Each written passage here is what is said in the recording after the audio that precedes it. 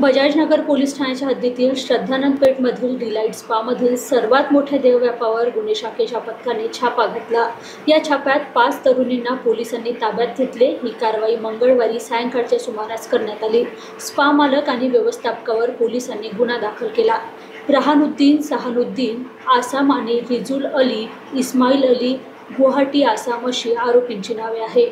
दक्षिण अंबाझरी मार्गावरील Shraddhanand पेठमधील delight spa नावाने मसाज सेंटर सुरू होते। या मसाज सेंटरमध्ये आसाम, नागालँड, अरुणाचल प्रदेश, सिक्कीम आणि मणिपूर राज्यातील तरुणी या स्पामध्ये मसाजची कामे करत होत्या।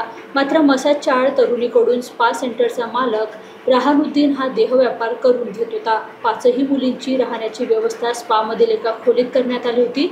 त्यामुळे त्या तरुणींना ग्राहक आल्यानंतर देहव्यापारासाठी नकार देता येत नव्हता। गेल्या 2 वर्षापासून तरुणींचे लैंगिक शोषण या मसाज सेंटरमध्ये होत होते। मसाज पार्लरवर दिवसेंदिवस आंबट शौकीनाची गर्दी वाढत होती। त्यामुळे शेजारी असलेल्या नागरिकांना संशय आला। त्यासोबतच काही पोलीस कर्मचारी सुद्धा तेथे भेटी देत होते। त्यामुळे नागरिकांची थेट पोलीस उपायुक्तांना देहव्यापाराच्या अड्ड्याची माहिती दिली। त्यामुळे गुन्हे शाखेचे पोलीस निरीक्षक अमोल देशमुख यांच्या पथकाने मंगळवारी सायंकाळी छापा घालून ही कारवाई केली।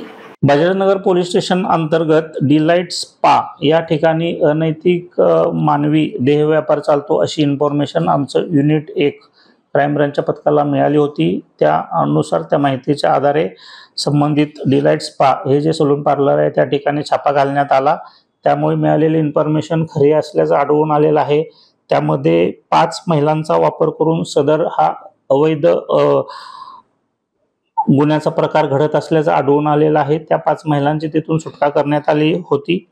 त्याचबरोबर याच्यामध्ये 2 आरोपींना अटक करण्यात आलेलं आहे। रिजुल अली, इस्माईल अली आणि रहाउद्दीन, साहाबुद्दीन या 2 आरोपींना त्या ठिकाणी अटक करण्यात आलेलं आहे। जवळजवळ 72,000चा मुद्देमाल जप्त करण्यात आलेला आहे। पुढील कारवाई करण्यासाठी बजाजनगर पोलीस स्टेशनला संपूर्ण पुढील गुन्ह्याचा तपास सोपवण्यात आलेला आहे।